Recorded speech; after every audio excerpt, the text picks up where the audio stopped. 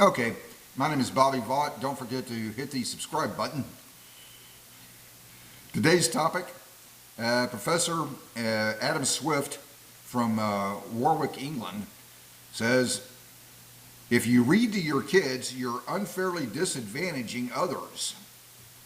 This article, this actually came from numerous sources. So, yeah, this came from a lot of different sources I found. This is from actually January 12th, 2017, so it's a little bit old, but I just happened to come across it yesterday, so it's new to me. Might be new to you. In any event, Professor, if you read to your kids, you're unfairly disadvantaging others. According to a professor at the University of Warwick in England, parents who read to their kids should be thinking about how they're unfairly disadvantaging other people's children by doing so. Quote from the professor, Adam Swift, quote, I don't think parents reading their children bedtime stories should constantly have in their minds the way that they are unfairly disadvantaging other people's children, but I think they should have that thought occasionally, he said. But Swift also added that some other things parents do to give their kids the best education possible, like sending them to an elite private school, cannot be justified in this same way. Bedtime story privilege. Privilege.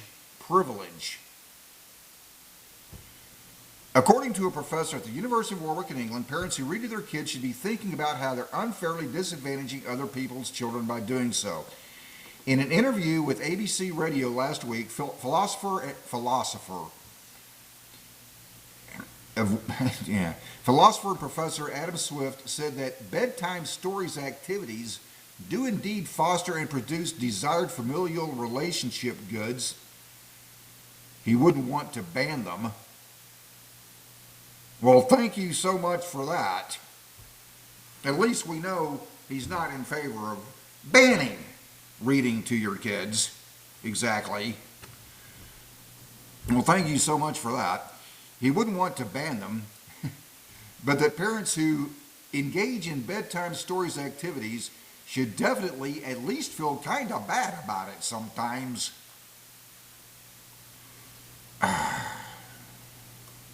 No, don't read to your kids. You are unfairly disadvantaging other people's kids. If your child is in, I don't know, band, do not, make sure they don't practice so too darn much. I mean, other people's kids aren't practicing that much. If your child is in soccer, t-ball, little league, do not, hit them extra ground balls and give them extra batting practice and the like. You'd be unfairly disadvantaging.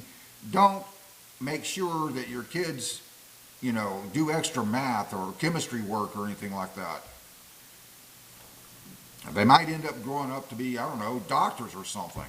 For that matter, the math skills, they might end up knowing how to do things like cut out the right size piece of drywall to do drywall repair. You'd end up with people in the world who know how to do drywall repair. And then where would we be? It would be a mess.